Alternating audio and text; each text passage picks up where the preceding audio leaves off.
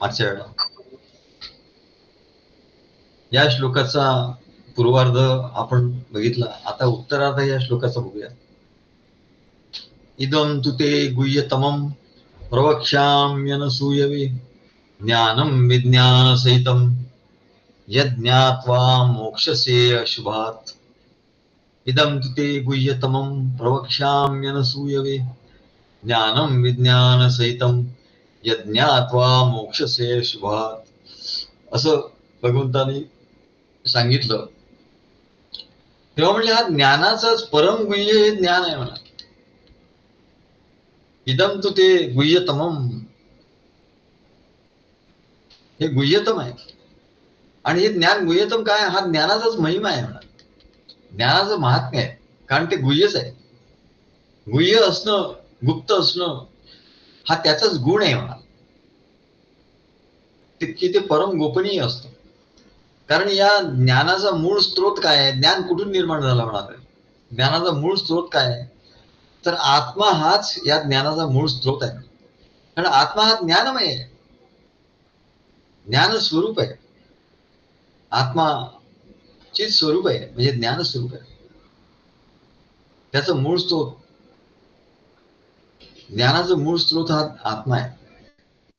आणि हा आत्मा तर परम गुह्य आहे म्हणले. हा आत्मा तर कोणाला काही कळतच नाही, दिसायचंच राहूच द्या म्हणले, दिसणार तर नाहीच, पण त्याचं कळू शकत नाही म्हणलं. कुठे आहे, काय आहे, कसं आहे, काही कळत नाही. आणि म्हणून सांगतात वेदस्य तत्वं निहितं गुहायाम महाजनो येन गतस्य मार्गः. की वेदाचं जे तत्व आहे ते एखाद्या पर्वताच्या अगदी रहस्यमय अशा दुर्गम अशा गुहेमध्ये नेऊन ठेवलेलं आहे असं म्हणतो. त्याच्याप्रमाणे वेदाचं तत्व, वेदस्य तत्वं निहितं गुहायाम. मग करायचं काय, मग ते प्राप्त कसं होणार. ते वेदाचं तत्व म्हणजे काय, वेदाचं तत्व म्हणजेच आत्मा. आत्म्यापासूनच ते वेद निर्माण झाले म्हणाले. मग वेदाचं तत्व म्हणजे आत्मा. जसे वेद हे दुर्गम आहेत, समजू शकत नाहीत, तसं म्हणलंय तो आत्मा त्याच्यापेक्षा दुर्गम आहे. तेव्हा अत्यंत दुर्गम अशा गुहेत ठेवलेल्या वस्तूप्रमाणे तो आहे. मग तो प्राप्त कसा करून घ्यायचा. महाजनो येन गतस्य मार्गः. की महान संत सत्पुरुष सद्गुरू ज्या मार्गाने गेले, किंवा ते जे सद्गुरू ज्या मार्गाने आपल्याला नेतात त्यांच्या मागोमाग आपल्याला जायला पाहिजे, तरच त्या तिथपर्यंत आपण पोहोचू शकू, त्या आत्मस्वरूपाला आपण जाणू शकू. ते परम गोपनीय असा तो मार्ग आहे म्हणा. म्हणून केशवदास महाराजांनी सांगितलं की संसारी सुख नाही, सुख नाही आधी विचारोनी पाही, संतांची धरी बाही. संतांच्या म्हणजे शर्टाची बाही धर काय, तर ते तुला बरोबर घेऊन जातील. महान संत सत्पुरुष सद्गुरू ज्या मार्गाने नेतात त्याच मार्गाने आपण गेलो असताना त्याचा शोध लागतो म्हणा. तसंच ते आत्मज्ञाने आत्म्याचं स्वरूपच असल्यामुळे ते त्याच्यासारखं परम गुह्यच आहे म्हणा, त्याचं स्वरूपच आहे. म्हणून स्वतःला खूप ज्ञानी म्हणवणारे, अनेक पुस्तके लिहिणारे, अनेक प्रकारचे ज्ञान प्रकट करणारे, बुद्धिप्रधान भाषणाने श्रोत्यांना मंत्रमुग्ध करून टाकणार. लोकांना असं वाटेल काय केवढं ज्ञानी व्यक्ती आहे, मंत्रमुग्ध करून टाकणार. असे तथाकथित बरेच पंडित असतात, अनेक ठिकाणी ते भाषण देतात, अनेक ठिकाणी प्रवचन करतात. पण असे लोक सुद्धा ते शब्द ज्ञानाच्या संभ्रमात सापडलेले असतात. त्यांना ते कारण ते परम गुह्य आहे ना, हे ज्ञान परम गुह्य आहे, ते त्यांना सुद्धा कळत नाही ना. शब्द ज्ञानाच्या संभ्रमात फसतात. तेव्हा आमचा एक अनुभव आम्ही सांगण्यासारखा आहे की आमचे एक चांगले मित्र होते, आमच्या डोंबिवलीतच राहायचे. आम्ही आधी डोंबिवलीतच राहत होतो, त्याच्यामुळे त्यांची चांगली मैत्री होती. आणि हिंदीचे उत्तम, अत्यंत श्रेष्ठ प्रतीचे असे हिंदीचे जाणकार, हिंदी भाषेचे. आणि त्यांनी जवळजवळ 10-12 पुस्तकं लिहिली होती. आणि विशेष म्हणजे त्यांच्या प्रत्येक पुस्तकाला महाराष्ट्र राज्याचा पुरस्कार मिळाला. आम्ही त्यांच्या घरी, त्यांनी एकदा बोलवलं आम्हाला, आम्ही गेलो होतो. तेव्हा बरेच लोक त्यांच्याकडे आले होते, जवळजवळ 10-12 लोक तिथे होते. त्या सर्वांची ओळख त्यांनी करून दिली. ते सर्वच लेखक होते, पत्रकार होते सगळे. आणि त्याच वेळी नुकतंच मी एक इंग्रजी पुस्तकाचं हिंदीत अनुवाद केला होता. हे रामकृष्ण मठाचं पुस्तक होतं त्याचं. आणि ते पुस्तक त्रिचूर इथल्या रामकृष्ण मठाचे जे प्रमुख स्वामी गभीरानंद त्यांनी लिहिलेलं होतं. आणि ते इंग्लिशमध्ये त्यांनी लिहिलेलं होतं. त्याचं नाव होतं सॉंग ऑफ द सोल. तर मी त्याचं भाषांतर करताना सॉंग ऑफ द सोल याचं भाषांतर मी आत्मगान असं ते मला स्फुरलं. आत्मगान या दोनच शब्दात त्याचं भाषांतर. सॉंग ऑफ द सोल, इथे किती शब्द आहे? सॉंग ऑफ द सोल, 4 शब्द आहेत. परंतु इथे त्या 4 शब्दाचं एकाच शब्दात आत्मगान असं भाषांतर आम्ही केलं. आणि गमत म्हणजे हे आम्ही ते पुस्तकाचं भाषांतर जेव्हा पाठवलं तेव्हा बेलूर मठचे जे स्वामी होते प्रज्ञानानंद, त्यांना हिंदी येत होतं. ह्या स्वामींना हिंदी नव्हतं येत, गभीरानंद स्वामींना. तेव्हा त्या प्रज्ञानानंदांच्याकडे पाठवलं तेव्हा त्यांना ते एवढं आवडलं नाव. वा. त्याच्या आधी सुद्धा त्यांनी आम्हाला सांगितलं की याच्या आधी सुद्धा या पुस्तकाची काही लोकांकडनं आम्ही भाषांतर करून घेतलं होतं. पण ते म्हणले आम्हाला आवडलं नव्हतं, आम्हाला तेवढं भावलं नव्हतं. म्हणजे पण तुम्ही केलेलं जे भाषांतर आहे ते अगदी बरोबर आहे, म्हणजे इतकं सुंदर भाषांतर आहे. आणि मुख्य म्हणजे पहिलं जे त्याचं टायटलच आहे म्हणले ते एका शब्दात आत्मगान आणि एवढा अर्थ त्याच्यात. एवढं ते खुश झाले. आणि मला त्यांनी स्वतः फोन केला होता बेलूर मठातून. तेव्हा त्यांना ते खूप आवडलं आणि म्हणले हे यथार्थ असं नाव आहे. आणि ते म्हणाले आम्हालाही सुचलं नाही म्हणले हे नाव. तेव्हा आम्ही त्या आमच्या लेखक मित्राच्याकडे गेलो होतो आणि बरेच लेखक बसले होते तिकडे. तेव्हा त्यांनाही ते माहिती होतं, त्यांच्याकडे ते आलं होतं पुस्तक हिंदीसाठी, कारण ते हिंदीचे मोठे विद्वान होते. त्यांच्याकडे आधी ते पुस्तक गेलं होतं. पण त्यांनी सांगितलं की हा माझा प्रांत नाही, अध्यात्म हा प्रांत नाही म्हणून मी करू शकत नाही. आणि मग ते आमच्याकडे आलं. त्यांनी नाही पाठवलं. गंमत म्हणजे ते आणखी तिसऱ्यानेच पाठवलं. आणि मग मी जेव्हा सांगितलं की असं पुस्तक आलं ते म्हणले अरे वो मेरे भी पास आया था. म्हणजे पण म्हणले मी त्याचं केलं नाही. पण ते म्हणले आत्मगान हा शब्द बरोबर नाही म्हणले त्याच. आणि त्यांनी सांगितलं आत्मगान याचा अर्थ असा होतो की आत्मस्तुती, आत्मस्तुती. बरोबरच आहे. त्या लोकांना देह म्हणजेच आत्मा अशी ज्यांची भावना आहे त्यांना आत्मगान म्हणजे आत्मस्तुतीच वाटणार नाही. तेव्हा अध्यात्मामध्ये आत्मा हा शब्द वेगळा आहे, देह हा शब्द वेगळा. तेव्हा तिथे बसलेल्या समस्त लेखकांनी अगदी त्यांची जरी ओढली की बरोबर आहे, हे जे म्हणतात ते म्हणाले बरोबर आहे की आत्मस्तुती असं त्याचा अर्थ होईल. मी त्यांना सांगितलं बेलूर मठाच्या स्वामी प्रज्ञानानंदांनी हे जे नाव आहे काय आत्मगान हे त्यांना खूप आवडलं आणि त्यांनी सांगितलं यथार्थ नाव आहे. तेव्हा त्याने ते मानलं नाही म्हणा, कारण त्यांना अध्यात्माबद्दल काही माहितीच नव्हती आणि त्याच्यामुळे त्यांना ते कळलं नाही. त्यामुळे त्याचा तो व्यावहारिक अर्थ त्यांनी घेतला. खरं म्हणजे आत्मगान म्हणजे आत्म्याने गायलेलं गाणं. आम्हाला असं म्हणायचं होतं सॉंग ऑफ द सोल, म्हणजे आत्मा स्वतः जेव्हा गातो आत्म्याच्या ठिकाणी हे गायन निर्माण होतो. वेद हे आत्म्याचं गायन आहे. वेद हे आत्मगान आहे, आत्म्याच्या ठिकाणी गायन आहे. आणि ते ऋषींनी ऐकलंय आणि ऋषींनी ऐकलं आणि लिहिलं. परंतु आत्म्याचं गायन आहे, आत्म्याने स्वतः गायलेलं गीत आहे असा त्या शब्दाचा अर्थ आहे. तेव्हा आम्ही स्वामी प्रज्ञानंदांना ते आवडलं, कारण त्या मागचं त्यांना आध्यात्मिक भूमिका होती. परंतु यांना भूमिका नसल्यामुळे त्यांना ते कळलं नाही. म्हणजे याच्यावरून आपल्याला असं लक्षात येतं की शब्दाने होणारं जे ज्ञान आहे ते किती फसवं आहे.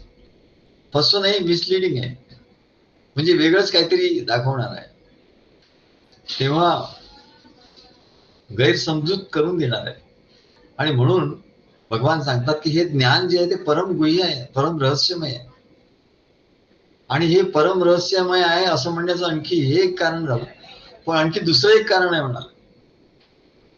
हे ज्ञान परम रहस्यमय असं भगवान सांगतात, तेव्हा ते परम रहस्यमय म्हणण्याचं आणखी एक कारण आहे. कारण असं की हे ज्ञान किती श्रवण केलं, किती ग्रंथातून वाचलं, तरी त्यांनी आत्म्याचं ज्ञान होत नाही. आणि कारण ते आत्मप्राप्ती करून घेण्याची तळमळ आहे म्हणा. हे कशाने प्राप्त होतो आत्मज्ञान? नुसतं वाचल्याने होत नाही म्हणा. ग्रंथाचे ग्रंथ वाचले, त्याचं चिंतन मनन केलं, त्याने हे ज्ञान होणार नाही. तर मुख्य म्हणजे तळमळ पाहिजे की मला हे ज्ञान झालं पाहिजे.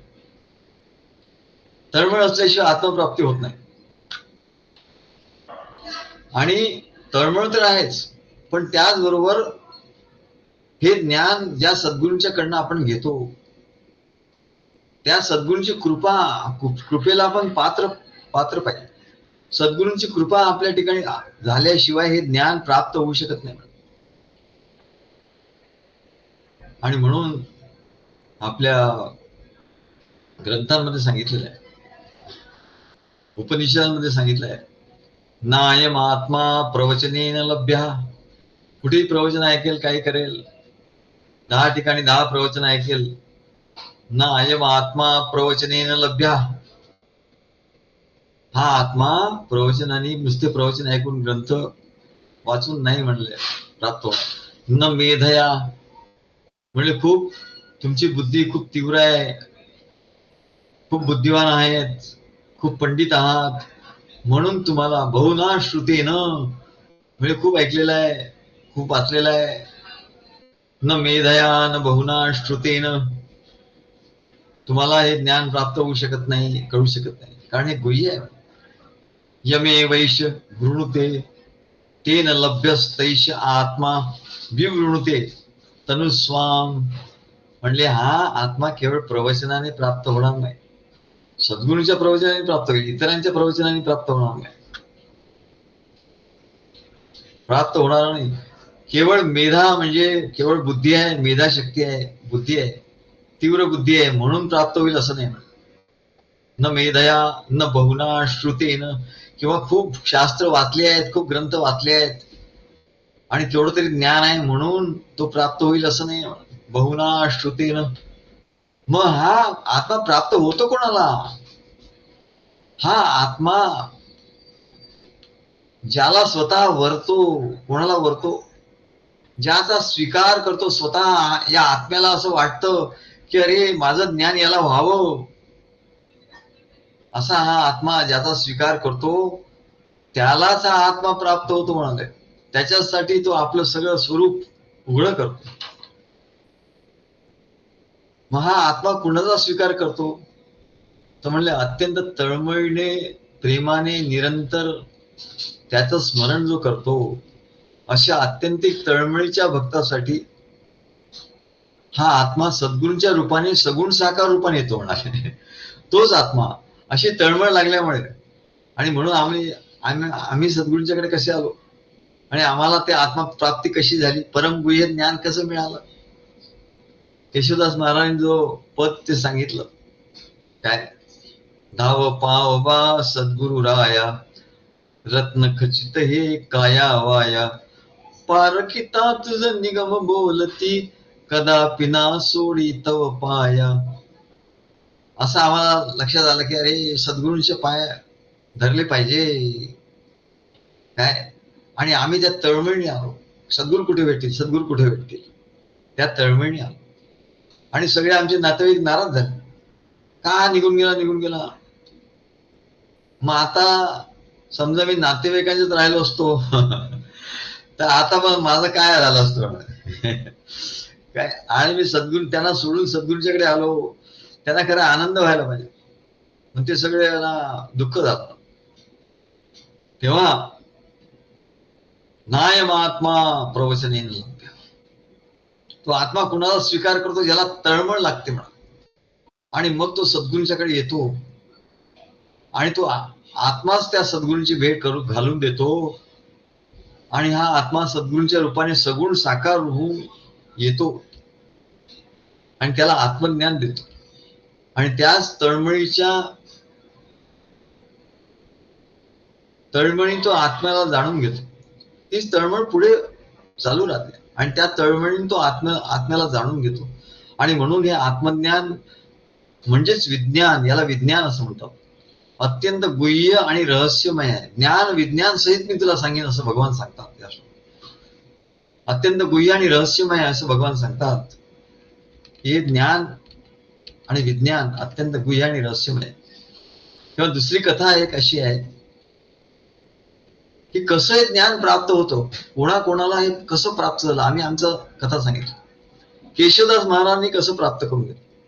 दुसरी कथा अशी आहे की संत केशवदास महाराजांचे सद्गुरू ते शिवनाथ निरंजन होते. परंतु त्या शिवनाथ निरंजन त्यांचा जास्त काळ सहवास त्यांना झाला नाही. त्याच्यामुळे दुसरे एक सत्पुरुष त्यांना भेटले, ते संत तुकाराम महाराज. जसं आमच्या बाबतीतही झालं की आम्हाला महाराजांचा खूप सहवास तर पुष्कळ मिळाला आम्हाला, पण तरी पुढे महाराज सांगितलं की अरे आणखी दीर्घकाळ सहवास 36 वर्ष 40 वर्ष झाला पाहिजे आणि म्हणून याच कार्यात तुम्ही राहा, हे माझंच कार्य आहे. म्हणून आम्ही त्यांच्याकडे राहिलो. तेव्हा आम्हाला परमानंद स्वामी त्यांच्याकडून त्यांचे प्रेम, त्यांचे ज्ञान मिळालं आम्हाला. म्हणून संत केशवदास महाराजांचं असं झालं. त्यांना तुकाराम महाराज मोप्याचे ते त्यांना भेटले आणि केशवदास महाराजांनी त्यांना अत्यंत तळमळीने विनंती केली की महाराज मला तुम्ही अनुग्रह करा, माझ्यावर कृपा करा, अनुग्रह करा. तेव्हा संत तुकाराम महाराजांनी त्यांना सांगितलं की म्हणले तुझ्यावर अनुग्रह करू, आम्ही निश्चित करू, पण आता तू जा म्हणलंय, तुला कीर्तन करायला कुठेतरी जायचं आहे, कुठल्या गावाला. तिकडे पांडुरंग नावाचं गाव होतं. त्या गावाला त्यांना कीर्तन करायला जायचं होतं. तिथे जाऊन कीर्तन कर म्हणाले. योग्य वेळी आम्ही तुला अनुग्रह करू. आणि ते कीर्तन करायला गेले आणि इकडे तुकाराम महाराजांनी त्यांच्या एका शिष्याला पाठवलं. म्हणजे जा त्या केशवदास तिकडे गेले आहेत म्हणाले, तर माझी चिठ्ठी घेऊन जा म्हणले माझी, आणि गुप्त ठेव, गुह्य गुप्त त्यासाठी तूही वाचायची नाही. त्याला बरोबर सीलबंद करून त्यांनी ते चिठ्ठी त्यात लिहिलं आणि ते त्याच्याकडे देऊन त्याला तिकडे पाठवलं. केशवदास महाराजांचं कीर्तन आता संपत आलं, तेवढंच तो आला कीर्तन संपायच्या वेळा. आणि त्यांनी सांगितलं की संत तुकाराम महाराजांनी मला हे पत्र दिलंय म्हणजे तुम्हाला द्यायला सांगितलं.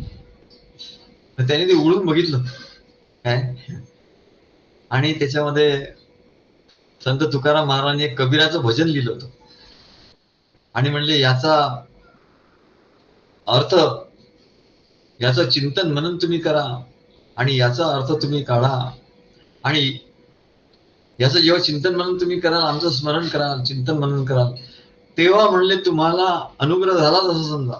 या रूपानेच आम्ही अनुग्रह तुम्हाला पाठवतोय म्हणाले. आणि मग असा त्यांच्यावर अनुग्रह झाला आणि लगेच दुसऱ्या दिवशीपासून केशवदास महाराजांना स्फूर्ती झाली. केशवदास महाराजांनी कितीतरी पद नंतर केली. त्याची सगळी जी पद आहेत ना केशवदास महाराजांची, ही चिठ्ठी प्राप्त झाल्यानंतर त्यांनी लिहिलेली आहे सगळी. आधी त्यांनी पद केलेली नव्हती, पण त्यांना अशी स्फूर्ती झाली. म्हणजे सद्गुरूची कृपा, हे गुह्य ज्ञान कोणाला होतं? सद्गुरूंच्या कृपेने होतं म्हणाले. सद्गुरूंनी ज्ञान सांगितलेलं असतं, पण त्यांची कृपा ते अनुग्रह करतात, म्हणजे कृपा करतात, आणि त्यांच्या कृपेने ते ज्ञान होतं म्हणाले. तर ह्या कृपेने ज्ञान कसं होतं हे सांगितलं. आणि त्यांनी त्या चिठ्ठीमध्ये ते लिहिलं होतं कबीराचं पद, जब ले चल होई तब संग चले नहीं कोई रे, जब ले चल होई तब संग चले नहीं कोई, असं ते पद होतं. आणि त्यात निरोप लिहिला होता की ही चिठ्ठी मी पाठवली आहे, खाली त्यांची सही होती. आणि म्हणले हे अत्यंत रहस्यमय, गुप्त आहे, कोणाला सांगायचं नाही. आणि म्हणले बिना किल्ली कुलपाच्या कपाटात बंद करून ठेव. हा लिफाफा जो आहे, हे पत्र जे आहे, बिना किल्ली कुलपाच्या कपाटात बंद करून ठेवा. मग हे रहस्यच आहे. आता बिना किल्ली कुलपाच्या कपाटात ठेवलं तर ते कोणी वाचेल ना. कोणाला असा प्रश्न येतो की बिना किल्ली कुलपाच्या कपाटात बंद करून ठेवा, मग ते कोणी वाचेल. पण केशवदास महाराजांना बरोबर ते रहस्य कळलं आणि ते म्हणाले बिना किल्ली कुलपाच्या कपाटात बंद करायचं म्हणजे एकच कपाट आहे म्हणले, ते म्हणले हृदयाच्या कपाटात. हृदयाच्या कपाटाला किल्ली कुलूप नाहीये म्हणा, आणि तिथे ते बंद करून ठेवलं की कोणाला कळतच नाही म्हणा, कोणी तिथपर्यंत जाऊ शकत नाही. आणि रहस्यमय गोष्ट जी एकदम गोपनीय आहे ती तिथे ठेवली जाते म्हणून असं त्यांनी ठेवलं. आणि त्याच्यामुळे तिथे ठेवल्यामुळे त्यांना एवढं काय त्यांच्या एवढी प्रेरणा झाली, एवढी काव्य झाली, एवढी स्फूर्ती झाली. तर हे जे काव्य स्फूर्ण म्हणजे ज्ञानाची स्फूर्ती होणं, श्रवण मनन चिंतन निधिध्यासन आणि त्या शेवटची पायरी म्हणजे स्फुरण होणं. ते त्यांना सद्गुरूंच्या कृपेने झालं. तुकाराम महाराज आम्हाला महाराजांच्या कृपेने झालं. तेव्हा भगवान सांगतात अरे रहस्यमय अर्जुना, हे अत्यंत रहस्यमय अत्यंत गोपनीय आहे, असं तुला मी ज्ञान देणार आहे या अध्यायामध्ये. तेव्हा केशवदास महाराजांनी असा आशय ओळखला सद्गुरूंचा आणि तो बोध परमगुह्य म्हणून कायम आपल्या हृदयामध्ये त्यांनी अत्यंत प्रेमाने जतन करून ठेवला. आणि संत आपलं जे परमगुह्य ज्ञान असतं ते आपल्या अत्यंत श्रद्धावान दास्य करणाऱ्या सेवा करणाऱ्या अत्यंत प्रेमळ अशा भक्ताला, तळमळीच्या भक्तालाच देतात. तेव्हा दुसरं एक आणखी कथा आहे. केशवराव महाराज देशमुख, ते सुद्धा म्हणले केशवराव महाराज देशमुख हे गुलाबराव महाराजांचे शिष्य होते. विदर्भातले मादान गावचे गुलाबराव महाराज. आणि केशवराव महाराज देशमुख हे पुण्याला राहायचे. तेव्हा महाराज एकदा पुण्याला वारंवार जात असतात गुलाबराव महाराज.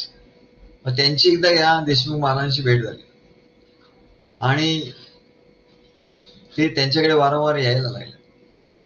ते सुद्धा असंच म्हणाले एकदा की महाराज मी नेहमी येतो तुमच्याकडे, तुम्ही पण पुण्याला नेहमी येता, आपला सहवास होतो नेहमी, अशी बरीच वर्ष झाली म्हटले. तेव्हा आता तुम्ही मला काहीतरी माझ्यावर कृपा करा, अनुग्रह करा, काहीतरी कृपा करा. असे बरेच वर्ष प्रदीर्घ काळाचा सहवास त्यांचा झाला. ते पुण्याला यायचे, हे मादानला जायचे, असं तिथे कार्यक्रम व्हायचे. असं करता करता सहवासात राहता राहता गुलाबराव महाराजांनी एकदा त्यांना सांगितलं आता आम्ही पुण्याला येणार आहोत, त्याच्या आधी तुम्ही म्हणाले इकडे मादानला या, मग आपण बरोबर जाऊ, गाडीत पण बरोबर एकत्र जाऊ. आम्ही किरणच्या बरोबर गाडीमध्ये बऱ्याचदा एकत्र असं जात असतो. मग ते आम्हाला काही विचारत असतात, मग आम्ही त्यांना काही सांगत असतो. तेव्हा गुलाबराव महाराजांना अत्यंत तळमळीने विचारलं त्यांनी की महाराज माझ्यावर काहीतरी अनुग्रह करा, काहीतरी कृपा करा. तेव्हा गुलाबराव महाराज म्हणाले माझ्याबरोबर पुण्याला चल, आणि म्हणले तुला अनुग्रह होईल.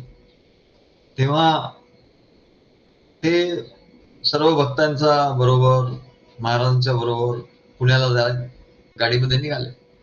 आणि गाडी कल्याणला, आणि त्यांनी सांगितलं होतं की मी तुझं कल्याण करीन. आणि गाडी जेव्हा कल्याणला आली येणार आता तेवढं त्यांनी महाराजांनी सांगितलं अरे कोणी आहे का, म्हणाले मला पाणी पाहिजे प्यायला. तो बाकी सगळे डाराडूर झोपलेले होते म्हणा. मध्यरात्री काय जवळजवळ 3-4चा सुमार असेल तेव्हा गाडी पुढे कल्याणला आली. आणि हे एकटे जागे होते केशवराव महाराज देशमुख, आणि ते पटकन त्यांनी पाणी घेतलं आणि महाराजांनी येऊन दिलं पाण्याचा ग्लास. आणि त्यांनी महाराजांनी ओळखलं बरोबर. ते म्हणले या या बसा. आणि महाराज म्हणाले तुम्ही मला सांगितलं होतं की अनुग्रह करा, तर म्हणले हा ग्रंथ मी तुम्हाला देतोय काय. जसं केशवदास महाराजांना त्यांनी ती चिठ्ठी दिली आणि त्याच्यात ते कबीराचं पद दिलं आणि त्याच्यावर तुम्ही चिंतन मनन करा असं सांगितलं, म्हणजे तुम्हाला अनुग्रह होईल. तसं केशवराव महाराज देशमुखांना त्यांनी तो ग्रंथ असा कापडात गुंडाळलेला असा त्यांनी दिला, नारद भक्ती सूत्र, छोटासाच ग्रंथ आहे नारद भक्ती सूत्र. आणि त्यांनी सांगितले नारदांनी लिहिलेले, संस्कृत मध्ये लिहिलेले भक्ती सूत्र आहे, याच्यावर म्हणले तुम्ही ग्रंथ लिहा, याच्यावर ओव्या लिहा आणि त्याचं तुम्ही मनन चिंतन निधिध्यासन करून ओव्या लिहून तुम्ही लोकांच्या पुढे त्याचं निरूपण करा. असं साधन त्यांना दिलं. आणि असं साधन दिल्यानंतर त्यांच्यावर कृपा झाली. सद्गुरू प्रसन्न होतात म्हणजे साधन देतात. आणि त्यांनी साधन दिलं आणि त्यांना कृतार्थ केला. तेव्हा त्यांनी सांगितलं की आमची कृपा तुमच्यावर आहे, आमचा अनुग्रह तुमच्यावर आहे आणि तुम्हाला हे आपोआप लिहिता लिहिता आपोआप ज्ञान होईल असं त्यांनी सांगितलं. तेव्हा जे सांगितलं भगवंताने की अत्यंत गुह्य आहे, परम गुह्य आहे. प्रवक्ष्याम्य अनसूयवे. आणि म्हणून मी तुला सांगतोय अनसूयवे. का मी तुला सांगतोय की तू हे परमगुह्य आहे, हे आत्मज्ञान कोणाला सांगायचं नाही. पण जो संतांचा सद्गुरूंचा द्वेष करत नाही त्याला हे ज्ञान सांगावं. ज्याने कधी द्वेष केला नाही त्यांचा, त्यांना हे ज्ञान सांगावं. म्हणजेच काय आला की जो सद्गुरूचा द्वेष करतो, मत्सर करतो, त्याला हे ज्ञान कधी सांगू नये. तेव्हा असा विचार येतो की कोणी शिष्य सद्गुरूचा द्वेष करेल का? मग तो जर सद्गुरूचा द्वेष करेल, द्वेष मत्सर करेल, तर तो शिष्य कसला? मग त्याच्यापेक्षा तर सर्वसामान्य अज्ञानी भाविक कितीतरी पटीने श्रेष्ठ आहे. भगवान सांगतात की अर्जुना, तू माझा कधीच द्वेष मत्सर केला नाहीस. प्रवक्ष्याम्य अनसूयवे. म्हणून मी हे परमगुह्य ज्ञान आणि हे ज्ञान विज्ञानासहित तुला सांगणार आहे म्हणाले. विज्ञानासहित तुला सांगणार आहे. याचा अर्थ असा की भगवंताचा द्वेष किंवा सद्गुरूचा द्वेष करणारे शिष्य असतात असा होतो. मग अशा शिष्यांच्या मनात सद्गुरूंबद्दलचा द्वेष मत्सर का निर्माण होतो, त्यांच्याबद्दलचा विकल्प का निर्माण होतो, याचं कारण शोधलं पाहिजे. सद्गुरूंच्याकडे दोन प्रकारचे शिष्य येतात. एक म्हणले सत्शिष्य, दुसरे असत शिष्य. सत्शिष्यांची सद्गुरूंवर पूर्ण श्रद्धा असते. काही शेंडी तुटो, पारंबीर तुटो, काय झालं या जगात तरी म्हणले, जग इकडच्या तिकडे झालं तरी म्हणले त्यांची श्रद्धा ढळत नाही. त्यांचं प्रेम आणि श्रद्धा ढळत नाही. म्हणजे त्यांचा भाव पक्का असतो, पूर्ण प्रेम भाव, भक्तिभाव असतो, नम्रता असते, सेवाभाव असतो. आणि या सर्वात महत्वाचा गुण म्हणजे आपण अत्यंत अज्ञानी आहोत अशी त्याची जाणीव असते. आणि सद्गुरू हे ज्ञान आपल्याला करून देणार आहे. सद्गुरूंचे महात्म्य फार मोठं आहे हे तो जाणून असतो. आपल्या वागण्याने, बोलण्याने सद्गुरूंची नकळत देखील तो अवज्ञा, अपमान होऊ देत नाही, याची तो काळजी घेत असतो. त्याच्याकडून सद्गुरूचा द्वेष होणं ही तर दूरचीच गोष्ट राहिली. त्याचा तसा भावही नसतो आणि स्वभावही नसतो. त्याचा तसा सद्गुरूंची अवज्ञा करण्याचा भावही नसतो आणि त्याचा तसा स्वभावही नसतो. एकदा कोणीतरी आमच्याबद्दल काहीतरी महाराजांनी सांगितलं. महाराज म्हणजे लगेच म्हणले त्याचा तसा भावही नाही, स्वभावही नाही म्हणा, तो असं करणं शक्यच नाही. परंतु काही शिष्य असे असतात की ते सद्गुरूंच्या ज्ञानावर भाळतात. वा काय ज्ञान आहे, ते भाळतात, ते बरोबर आहे. आणि त्यांच्याकडून ते ज्ञान प्राप्त करून घेण्यासाठी येतात. मग सद्गुरूंवर प्रेम, श्रद्धा, भक्ती, सद्गुरूंच्या महात्म्याची जाणीव ही त्यांना असते, पण केवळ स्वार्थापुरती असते की मला ज्ञान घ्यायचं बस, या स्वार्थापुरती असते. स्वार्थ झाला की ते पुढे काही नसतं. तसंच म्हणले त्यांच्या ठिकाणी मोठी महत्वाकांक्षा असते, काहीतरी कामना असते की या भक्ती मार्गात आपण काहीतरी उच्च स्थान आपल्याला प्राप्त झालं पाहिजे. काहीतरी कामना असते, म्हणजे बाह्य दृष्टीने काहीतरी घडलं पाहिजे असं.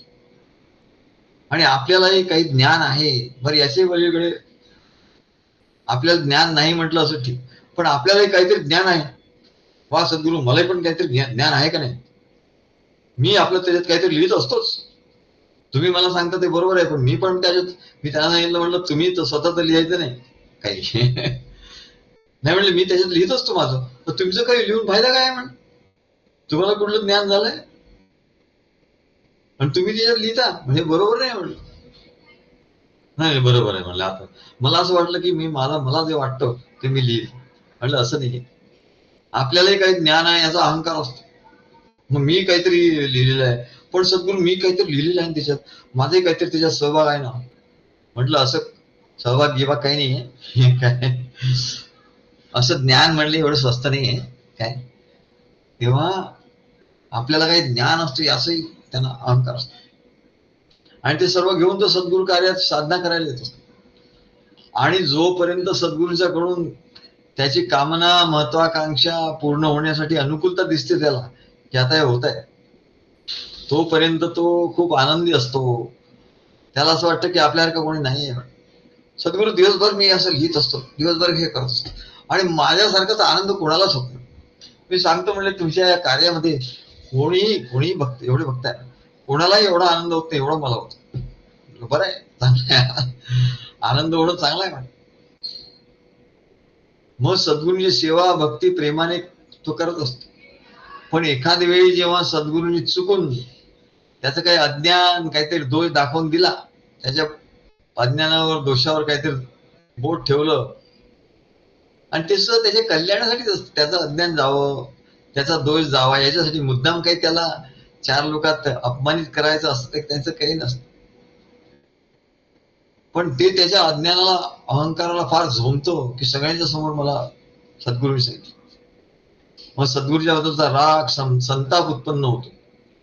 आणि तसंच भक्ती मार्गापासून सद्गुरूपासून त्यांना ज्या अपेक्षा असतात त्या पूर्ण होताना त्याला दिसत नाही, तेव्हाही त्यांना राग येतो.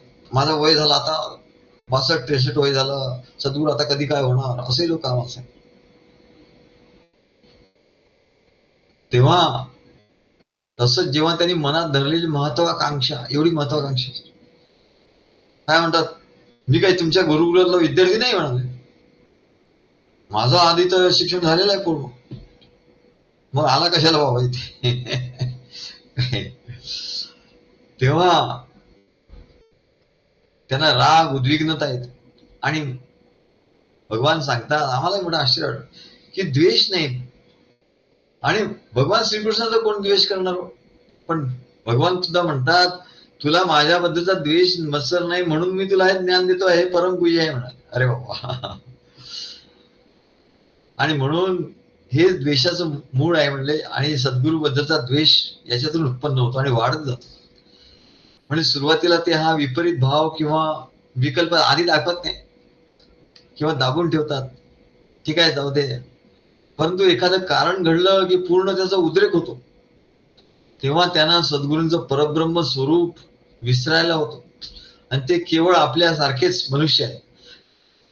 म्हणतात मला डॉक्टर आष्टीकर ते मला एवढं नाही वाटत, मला निजधामान स्वामी ते आवडतात. कमाल आहे. मी म्हटलं मग असंच बोलण्याला सारखं झालं की तुमच्या मुलीने जर तुम्हाला असं म्हणलं की मला तुम्ही पप्पा म्हणून आवडता, परंतु अमुक अमुक आडनावाचे हे नाही आवडत. काय केवळ कसं लोक बोलतात बघा. तेव्हा सद्गुरू हे आपल्यासारखेच एक मनुष्य आहेत असं त्यांना वाटत असतं. आणि म्हणून भगवंताने गीतेमध्ये सांगितलं की माम अवजानंती ते मूढा. अरे भगवान श्रीकृष्णाला ज्याने मनुष्य रूप म्हटलं ते म्हणले इतरांची काय गणना करणार. माम अवजानंती ते मूढा मानुषीम तन्माश्रिता परम भाव अजानंतो. पण माझा जो परम भाव आहे म्हणजे परब्रह्म स्वरूप मी आहे ते जाणत नाही म्हणजे. आणि जे काही घडलं म्हणजे त्याचं खापर सद्गुरूंच्याच माती फोडतात. आणि वर सद्गुरूंनी आपल्याला ज्ञान द्यावं अशी इच्छा करतात. बरं आता सद्गुरू मला ज्ञान द्या, त्याचा अहंकाराचा भर ओसरला की त्याला जाणीव होते की आपला पुष्कळ भयंकर चूक झाली असं त्याला वाटतं. आणि मग आता सद्गुरूच्या कडून जे आपल्याला अपेक्षित आहे ते मिळणार नाही, आणि म्हणून ते पश्चाताप करतात, मग माफी मागतात. बरं माफी सुद्धा अशी मागतात, माफी मागितल्यावर मग म्हणतात बरं आता मी माफी मागितली, आता मला अमुक करू द्या तमुक करू द्या. आणि सद्गुरू आणि ते सद्गुरूंनी मान्य करावं अमुक करू द्या, तमुक करू द्या, हे करू द्या, आणि हक्काने सांगतात बघा आता मी माफी मागितली ना, आता तुम्ही मला असं केलं पाहिजे. अरे असं तुझा हक्क आहे का? माफी मागितली गोष्ट वेगळी आहे, तुझी चूक झाली म्हणून माफी मागितली. मग मी असं केलं पाहिजे असा हक्क तुझा थोडी निर्माण होतो. आता माफी मागितली, आता मग तुम्ही माझा हक्क पूर्ण करा असं हक्काने सांगितलं. असो, भगवान म्हणतात अशी याबद्दल काय जास्त बोलावणार. अशा शिष्याबद्दल भगवंतांनी जे सांगितलं की जे माझा द्वेष करतात त्यांना एक गुह्यतम ज्ञान देऊ नये असं सांगितलं. त्यांना अजिबात ते सांगू नये. जे असा माझा द्वेष करतात त्यांना हे परमगुह्य असं ज्ञान देऊ नये, सांगू नये. पण ते माफी मागितल्यावर ते गुह्यतम ज्ञान सद्गुरूंनी दिलं पाहिजे असा आपला हक्क सद्गुरूंच्यावर थोपतात. परंतु त्यांना हे कळत नाही की असं जबरदस्तीनं सद्गुरू ज्ञान देत नाही, आणि जरी दिलं तरी ते फळणार नाही. कारण सद्गुरूंची कृपा झाल्याशिवाय शिष्याला ज्ञान फलद्रूप होत नाही. कारण ज्ञान म्हणजेच तर आत्मा, आणि आत्मा म्हणजेच तर सद्गुरू. म्हणून सद्गुरू प्रसन्न नाहीत, म्हणून आत्मा प्रसन्न नाही, म्हणून ज्ञानाचा उपयोग होत नाही. केवळ अहंकार होऊन डोक्यावर भार होतो. आणि म्हणून भगवान सांगतात ज्ञानम विज्ञान सहितम प्रवक्ष्यामि ज्ञानम विज्ञान सहितम यद ज्ञात्वा मोक्षसे अशुभात. आणि हे ज्ञान मी तुला विज्ञानासहित सांगतो, आणि हे ज्ञान झाल्यानंतर तुला मोक्षसे अशुभात, अशुभामधून सर्व जे अशुभ काही आहे तुझ्या जीवनात घडत आहे त्याच्यापासून तुला मुक्ती मिळेल. तेव्हा भगवान सांगतात की हे ज्ञान मी तुला विज्ञानासहित सांगतो. विज्ञानासहित म्हणजे तत्वतः सांगतो, अनुभवासहित सांगतो, रहस्यासहित सांगतो. आणि असं हे ज्ञान तत्वतः जाणल्यामुळे तुझ्या अंतःकरणातलं सर्व अशुभ म्हणजे अज्ञान, मल, विक्षेप, ज्ञानाच्या आड येणार जे जे काही आहे म्हणा ते सर्व अशुभ दोष निघून जातील. आणि दुसरं विज्ञान म्हणजे काय, ज्ञान सद्गुरू देतात, आणि विज्ञान म्हणजे त्यांनी प्राप्त होणारा विवेक, आणि तो विवेक प्राप्त होऊन तसं व्यवहारात जीवनात तो वागतो त्याला विज्ञान असं. विज्ञान तो वागतो कसा, आचार कसा करतो त्याला विज्ञान असं म्हणतात. तेव्हा हे ज्ञान विज्ञानासहित मी जाणतो, आणि ते तुझ्या अंतःकरणात प्रकाशित होईल असं ते सांगतात. ज्याप्रमाणे सूर्य प्रकाश देतो हे शब्दाने जाणलं जातं की सूर्य प्रकाश देतो, परंतु जेव्हा त्याचा प्रकाश सकाळ झाल्याबरोबर आपल्या दारामध्ये प्रकाश येतो, थंडीच्या दिवसात कुडकुडत असताना एकदम प्रकाश येतो, उष्णता येतो, तेव्हा आपल्याला लक्षात येते की सूर्यप्रकाश म्हणजे काय, त्याचा आनंद होतो. तेव्हाच खरा आनंद होतो. तेव्हा शब्दाने जरी ज्ञान झालं तर आनंद होतो, शब्दाचाही आनंद होतो. पण जेव्हा ते आपोआप अंतःकरणात प्रकाशित होऊन त्याचं स्फुरण व्हायला लागतं, ते अंतःकरणात प्रकाशित होतं असं महाराज सांगतात. तेव्हा जो आनंद होतो त्याचं वर्णन करता येत नाही, एवढा दिव्य तो आनंद असतो. म्हणून शब्दाचं ज्ञान हे प्रयत्नाने होत नसतो. शब्दाचं ज्ञान हे एका प्रयत्नाने घेता येईल, पण जे गुह्य ज्ञान आहे, जे अंतःकरणात आपोआप प्रकाशित होणार असतो त्यालाच विज्ञान असं म्हणतात. आणि जे जे काही अशुद्ध अशुभ अंतःकरणातच असतो ते अंतःकरणातच साठलेलं आहे. म्हणजे त्या अशुभापासून जेव्हा मुक्ती मिळते आणि सर्व जीवन सुखकारक, मंगलकारक, कल्याणमय होतं असं भगवान सांगतात. आणि ते हा 9व्या अध्यायाचं या पहिल्या श्लोकापासून अशी सुरुवात झाली, आणि याच्या पुढे हे तर त्याचं महात्म्य सांगितलं. आता ते गुह्य ज्ञान काय आहे ते भगवान सांगतात, आणि म्हणून सांगतात इदम तु ते गुह्यतमं प्रवक्ष्याम्यनसूयवे. म्हणजे ते कोणाला सांगायचं हे ते सांगतात. ज्ञानम विज्ञान सहितम यज्ञात्वा मोक्षसे शुभात इदम तु ते गुह्यतमं प्रवक्ष्याम्यनसूयवे. ज्ञानम विज्ञान सहितम यज्ञात्वा मोक्षसे शुभात. श्री गुरुदेव दत्त.